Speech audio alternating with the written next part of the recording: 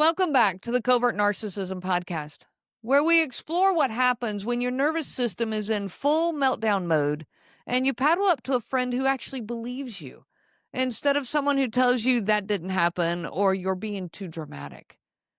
I'm just going to say the only thing scarier than running over an alligator is having the wrong person be the first one you tell about it. Now, the story that I am referencing here is from last week, and it's titled I Kayaked Over an Alligator. So if you missed that story, please go back and listen to it. And if you didn't hear it, I'm going to give you a short recap right here. I kayaked right over a mama alligator, a real live one. And instead of completely losing my mind, my brain protected me by confidently announcing to me, nope, that's just an alligator skin. Nothing to worry about here. Meanwhile, my body was in full survival mode, paddling like I was in the Olympics. Today, we're going to dive into what happened right after that moment. When the adrenaline kicked in, the truth started to sink in, and I had to decide whether I'd actually survived a close call or just dramatically misidentified Florida wildlife. Today isn't about the alligator. It's actually about the person who was with me on that river.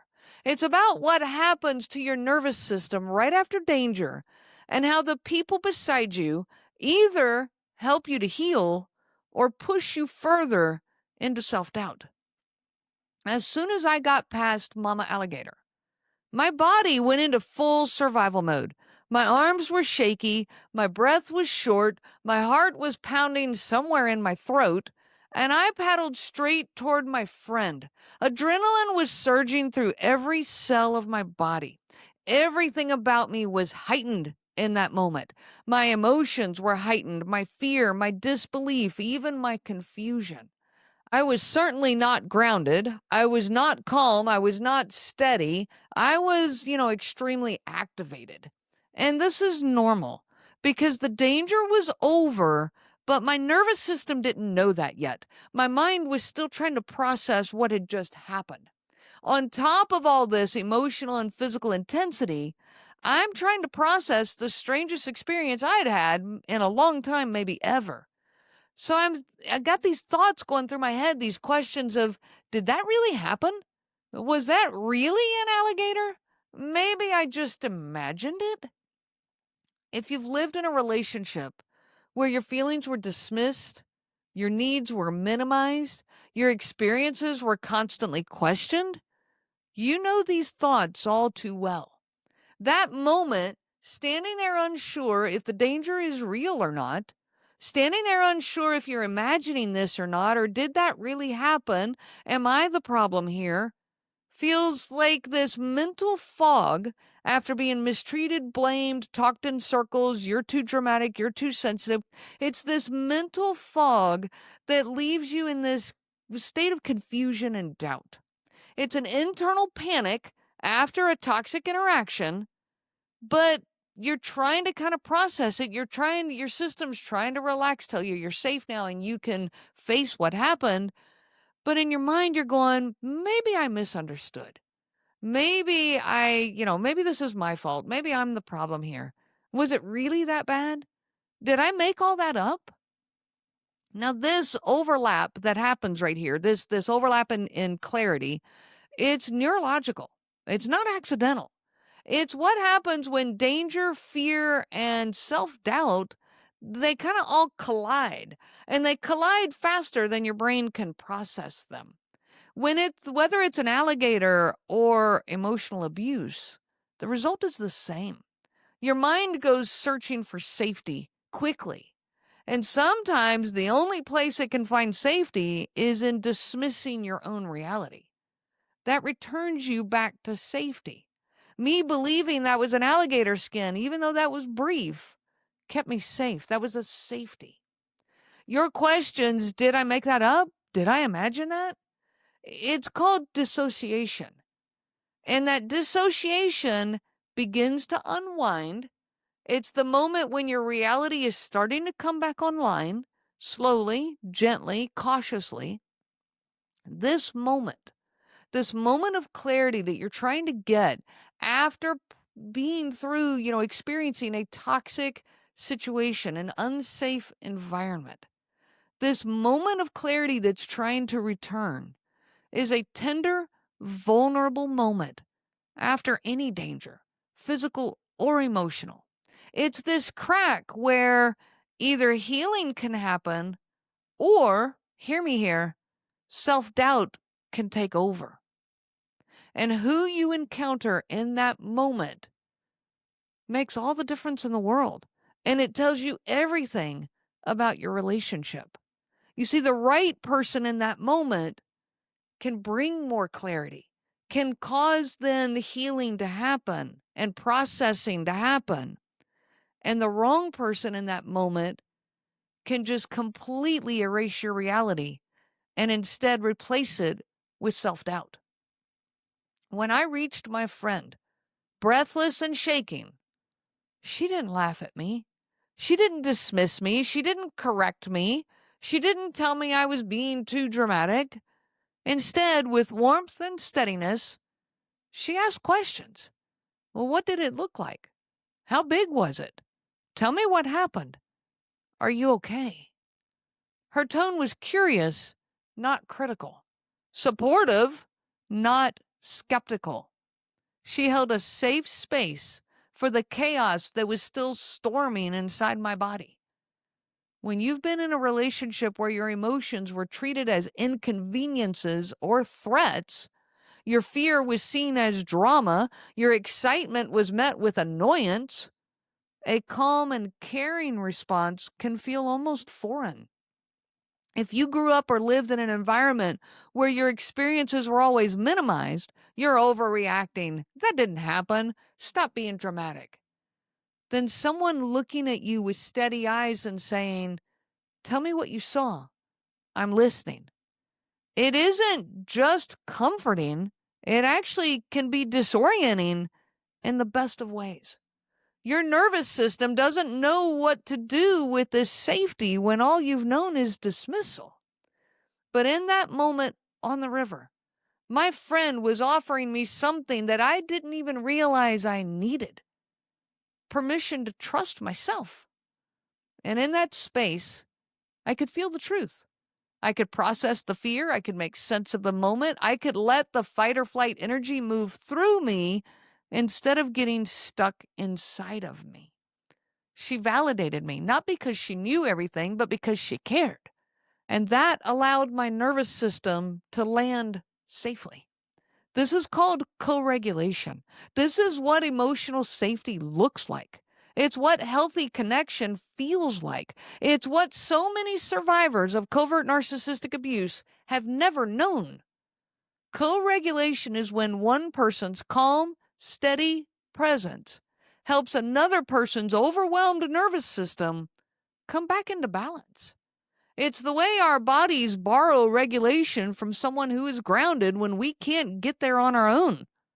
It's biological, it's instinctive, it's how humans are designed to survive through connection, not isolation. When someone is safe, their tone softens your limbic system.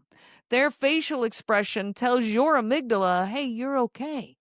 Their curiosity lowers your heart rate. Their steady breathing steadies yours. Their belief in you helps you to believe yourself again. It's the experience of feeling held instead of judged, of feeling seen instead of questioned, supported instead of shut down.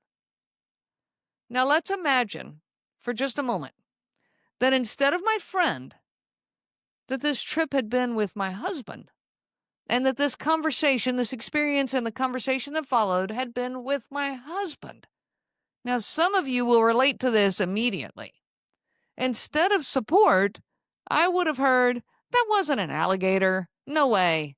The odds of that are tiny. You're overreacting. It was just a log. You always make things bigger than they are. Stop being so dramatic. And because of the conditioning from years of emotional minimization, I would have believed him. I would have swallowed my own experience. I would have pushed down the adrenaline, keeping it trapped inside of me.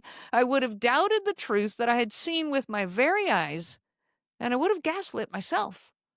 because that's what covert narcissistic abuse trains you to do. This is where the emotional danger of covert narcissism becomes crystal clear. Because the moment you begin doubting what your eyes saw, what your body felt, and what your instincts screamed, you become dependent on their version of reality. That's the very foundation of gaslighting, slowly shifting you away from your own perceptions and into theirs. Over time, those little corrections, it wasn't that big of a deal. You're remembering it wrong. Don't be so sensitive. They collect into something massive and they reshape your internal world until you don't feel right to have your own feelings anymore. You don't give them that space anymore. I've said it before, covert narcissistic abuse is so bad because we join the abuser and we start abusing ourselves. That's what would have happened with this alligator story. It would have been just a log. It would have been yet another moment where my reality was replaced by someone else's. And that's the difference between a safe person and an unsafe one. A safe person helps you come back to yourself and your reality. But an unsafe person, they make you disappear. When you're in fight or flight mode, like I was paddling away from that alligator, your nervous system is flooded with adrenaline and cortisol. Your rational brain is offline. I've talked about that before and I will keep talking about it. Your senses are heightened, but your ability to think logically is gone in that moment. Your emotions are amplified.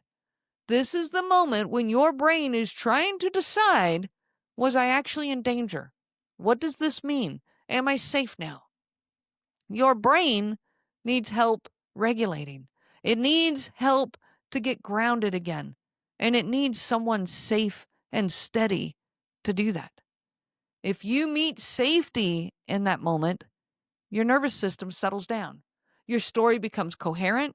Your body completes the stress cycle and you return to yourself.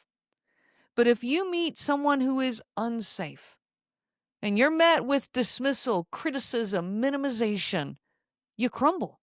Your brain rewrites the story to match that person's reality, not your own. You disconnect from your own instincts. Your emotions actually shut down, and your inner voice gets quieter.